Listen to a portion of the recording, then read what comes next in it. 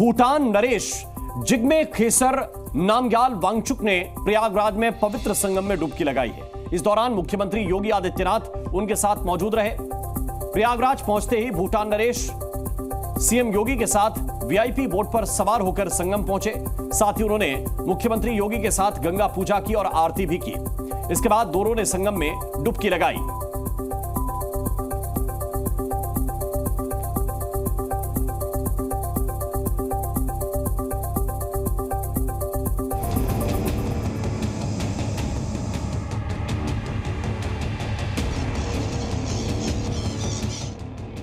महाकुंभ के पवित्र संगम से आई ये तस्वीरें हैं जिसने जिनपिंग की नींदें उड़ा दी हैं। योगी के साथ जो शख्स पवित्र संगम में पहुंचा, उसकी सिर्फ मौजूदगी भर से चीन परेशान है। इस दौरे की एक एक तस्वीर चीन के दिल में ऐसी चुभ रही होगी कि वो इसे भुलाए नहीं भूल पाएगा। दरअसल आज भूटान नरेश जिग्मे खेसर नामग्याल वांगचुक प्रयागराज पहुंचे। इस दौरान खुद उनके साथ सीएम योगी आदित्यनाथ मौजूद थे। इससे पहले कल वो लखनऊ पहुंचे थे, जहां उनका स्वागत खुद सीएम योगी आदित्यनाथ ने किया था। और इसके बाद आज जब वो लखनऊ से प्रयागराज के लिए निकले, तब भी वो उनके साथ ही थे और एक ही फ्लाइट में सवार होकर प्रयागराज पहुंचे। इसके बाद बोट पर सवार हुए और इस दौरान दोनों पक्षियों को दाना डालते भी नजर आए। उसके बाद एक ही बोट पर सवार होकर भूटान नरेश और सीएम योगी संगम स्नान के लिए पहुंचे।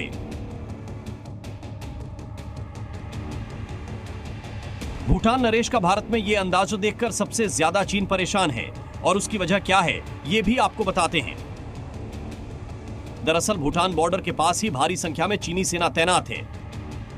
यहां भूटान में मौजूद डोकलाम के हिस्से में चीन की बड़ी संख्या में मौजूदगी है और इसी हिस्से में चीन ने 22 गांव बसाए थे।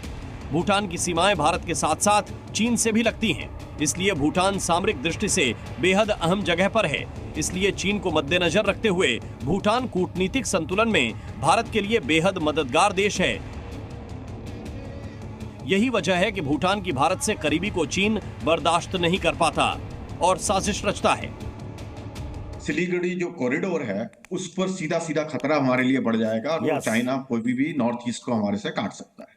तो इसके लिए हमारा ये बहुत जरूरी है कि भूटान हमारे साथ बना रहे और जैसा हम गाइड कर रहे हैं, उनको बता रहे हैं, क्योंकि चाइना ने 2021 में बहुत बड़ी कोशिश भी की थी कि जो है डोकलाम के एरिया को वहां पर उन्होंने समझौता करने की कोशिश की थी। जब भूटान को समझाया गया तो उन्होंने उसको रियलाइज किया कि जो है ये हित में नहीं है।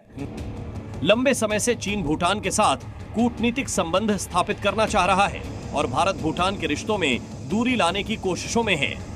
लेकिन संगम नगरी से आई ये तस्वीरें उसके ऐसे हर मंसूबे पर पूरी तरह पानी फेर रही हैं। ब्यूरो रिपोर्ट, जी मीडिया। और आइए अब आपको महाकुंभ की आज की 11 तस्वीरें दिखाते हैं। इसमें महाकुंभ में आज हुई सभी घटनाएं हैं। आज भूटान के नरेश ने महाकुंभ में गंगा में आस्था की डुबकी लगाई है। ये देखिए तस्वीरें, अलग अलग तस्वीरें हम आपको दिखा रहे हैं। संगम में उन्होंने डुबकी लगाई, पक्षियों को दाने डाले, हनुमान जी की पूजा अर्चना की। जो लेटे हुए हनुमान मंदिर में हनुमान जी हैं, उनकी पूजा अर्चना की, गंगा आरती की।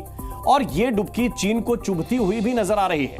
संगम पर पूजा अर्चना करते हुए मुख्यमंत्री योगी आदित्यनाथ और भूटान नरेश, 35 करोड़ से ज्यादा लोग अब तक स्नान कर चुके हैं। ये तस्वीर भी इस वक्त हम आपको दिखा रहे हैं। और ये देखिए, ये जो दूसरी तस्वीर इस वक्त हम आपको दिखा रहे हैं, इसको आप देखिए। ये बोटिंग का आनंद ले रहे हैं भूटान नरेश, लेकिन ये वर्चुअल बोटिंग है, ये भी आप समझिए। ये डिजिटल कुंभ है, डिजिटल महाकुंभ है और ऐसा लग रहा है जैसे बोटिंग हो रही हो। और इस बोटिंग का आनंद योगी आदित्यनाथ के साथ भूटान नरेश ले रहे हैं, चप्पू भी चला रहे हैं। लेकिन ये तस्वीर जरा देखिए, इसमें ये वर्चुअल बोटिंग है। इसमें ऐसा लगेगा कि नदी के साथ बहुत तेज रफ्तार से ये बोट्स चल रही हैं, लेकिन ऐसा है नहीं। वो एक जगह पर खड़े हुए हैं और ये वर्चुअल बोटिंग का आनंद उठा रहे हैं। तो पहले बोटिंग का आनंद उठाया भूटान नरेश ने, गंगा की पूजा अर्चना की, हनुमान जी का आशीर्वाद भी लिया और वर्चुअल बोटिंग, जो टेक्नोलॉजी से लैस ये महाकुंभ है, उसका भी आनंद लेते हुए भूटान नरेश नजर आ रहे हैं। साथ में योगी आदित्यनाथ हैं, जो बता रहे हैं कि यहां पर आने वाले लोगों को इस तरह का एक्सपीरियंस भी दिया जा रहा है।